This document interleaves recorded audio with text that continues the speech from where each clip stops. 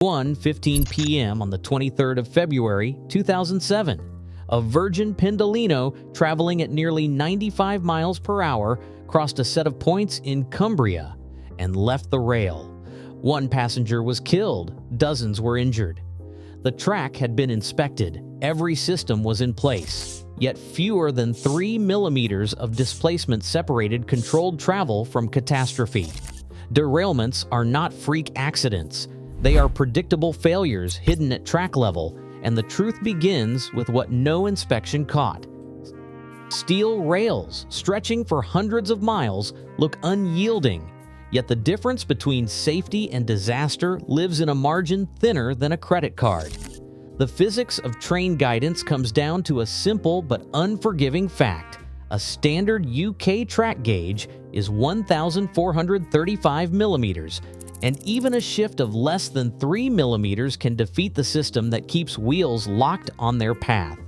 When a 20-ton axle presses down, the wheel's flange, an angled lip designed to ride just inside the rail, becomes the last line of defense.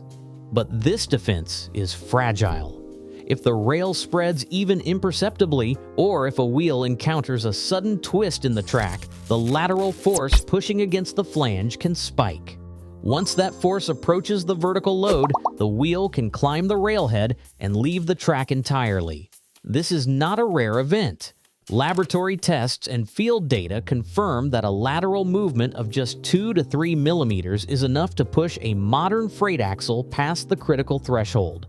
The entire system depends on keeping every component, clips, bolts, insulators, base plates, and the underlying ballast within microscopic tolerances. When these tolerances are lost, the guidance fails. This is not about freak accidents or driver error.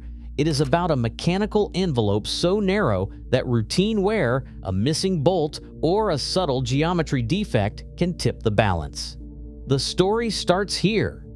The millimeter margin separates control from chaos. Subscribe and stay with us as we continue this investigation into the hidden risks that shape modern infrastructure. A single broken clip or a bolt losing its grip by just 1/10 of a millimeter can start a chain reaction that quietly undermines the track's ability to hold its gauge.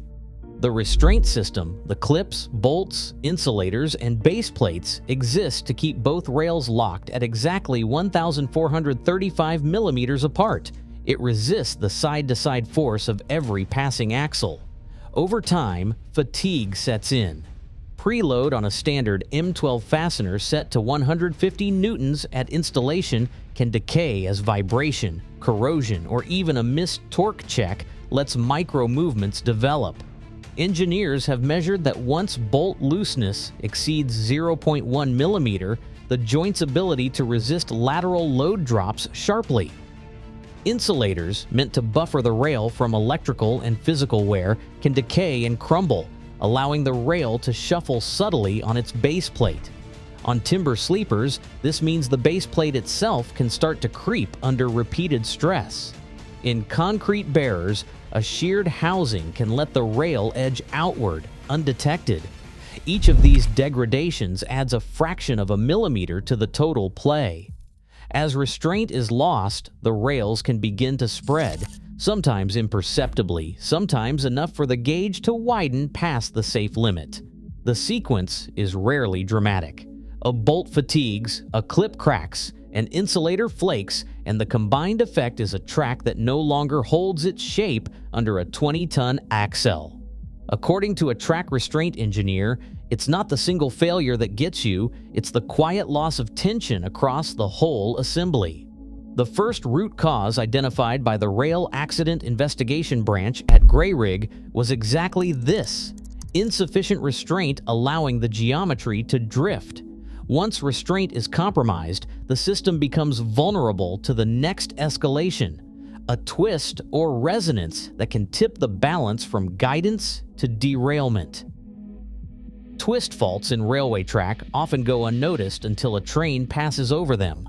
At rest, a static twist measured as the difference in rail height over 500 millimeters might show less than 2 millimeters, meeting the official safety limit. But this calm is misleading.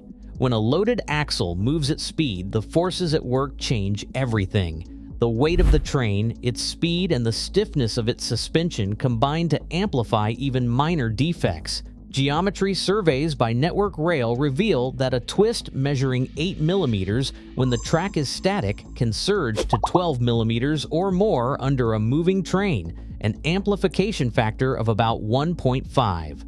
This is not a minor discrepancy. A section that appears safe during inspection can, under real conditions, cross the threshold for safe wheel guidance. As the near side wheel loses vertical load, weight shifts diagonally across the axle. The wheel flange loses its firm contact with the railhead, and the balance that keeps the train on track is suddenly at risk. Flange climb becomes much more likely. These twists can come from uneven ballast, sleeper movement, or a rough weld, defects that, on paper, do not demand immediate repair. Yet at speed, these small flaws become serious hazards. The gap between static measurements and dynamic reality is where derailments begin. Across the network, this hidden amplification is the second root cause identified by the Rail Accident Investigation Branch. Dynamic twist, invisible until the moment it matters most. A train gliding over what appears to be smooth track can trigger a silent buildup of energy deep inside the rail.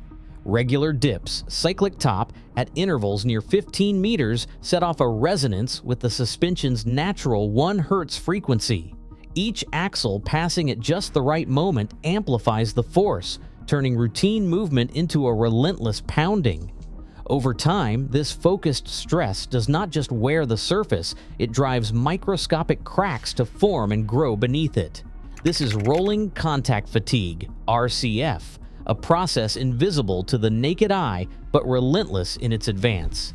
Each wheel strike pushes the crack a little further, raising the stress at its tip. When a crack reaches 10 millimeters deep, intervention becomes urgent as the risk of catastrophic breakage soars. Investigators found a 12 millimeter RCF crack just 30 meters from the Grayrigg derailment, a warning missed by standard checks. Ultrasonic testing can spot cracks as small as 0.5 millimeters, but gaps in coverage leave room for danger. As one material scientist notes, when resonance aligns perfectly, every wheel pass acts like a miniature impact test, accelerating crack growth until the rail's strength is fatally compromised. Steel rails, locked together in long, seamless lines, face a hidden battle every day, a contest between the physics of expansion and the limits of what ballast can restrain. In the UK, continuously welded rail is installed at a neutral temperature of 27 degrees Celsius. At that point, the steel is neither stretched nor compressed. But when summer heat pushes rail temperatures 20 degrees above neutral, the rail wants to grow. The ballast beneath, designed to resist about 30 kilonewtons per meter, becomes the only force holding the rail straight. If the compressive force from thermal expansion exceeds that threshold, the steel can no longer be contained. The result is a lateral buckle, an abrupt serpentine wave that can appear almost instantly, diverting a train from its intended path in a matter of seconds. The danger is not theoretical. Calculations show that a 20-degree swing above neutral can generate over 1,500 kilonewtons of compressive force per meter, 50 times what the ballast can resist. When the rail bows under this load, the track geometry is lost in an instant. Ballast that has settled, degraded, or been washed out by rain offers even less resistance, making buckling more likely during heat waves or after maintenance that disturbs the sleeper bed. The risk grows with every missing clip, every loosened bolt, every unnoticed void beneath a sleeper. Once the rail moves, millimeter-scale imperfections become catastrophic, and the system's narrow margin for error disappears. Thermal buckling is not a rare event, but a predictable outcome when compressive energy outmatches the restraint designed to contain it. This is one of the core mechanisms identified by the Rail Accident Investigation Branch, a force ready to trigger derailment whenever the balance between steel and stone is lost. Inside the points assembly, the most complex zone on the track, the difference between safe passage and disaster is measured in millimeters. A specialist in switch design explains that a stretcher bar's job is to hold the switch blade in exact alignment. If fatigue cracks or bolt loss allow even a 3 mm gap, the blade can move freely under load. At Grayrigg, metallurgical analysis showed that the third stretcher bar had already lost more than half its designed preload before the accident. As the Pendolino approached at 95 miles per hour, the weakened bar fractured, and the right-hand switch blade rotated outward. This created a sudden, uncontrolled gap over 12 millimeters, far beyond the safe limit. The wheel set, now unsupported, climbed the rail and left the track. Simultaneously, the weather outside the rails can deliver its own shock. At Carmont, rainfall of 44 millimeters per hour overwhelmed drainage, triggering a landslip that dumped 45 cubic meters of debris onto the line. Survey teams recorded up to 150 millimeters of rail uplift and a 30 millimeter gauge widening, enough to unload one wheel and force the axle to yaw violently. The combination of uplift and lateral spread produced a loss of wheel-rail contact, measured as a 20% reduction in vertical load on the left rail. In both cases, the outcome was the same: multiple tolerance limits breached at once, leaving no margin for recovery. The derailment threshold is not crossed by a single failure, but by the convergence of mechanical fatigue, missed inspections, and sudden external force, each one pushing the system past the point of control. Today, every mile of rail relies on tolerances measured in millimeters, yet faces record freight loads and climate extremes. As infrastructure ages, the line between stability and disaster narrows. The next derailment isn't unimaginable. It's inevitable without vigilance. Subscribe to keep uncovering the hidden systems that hold everything together.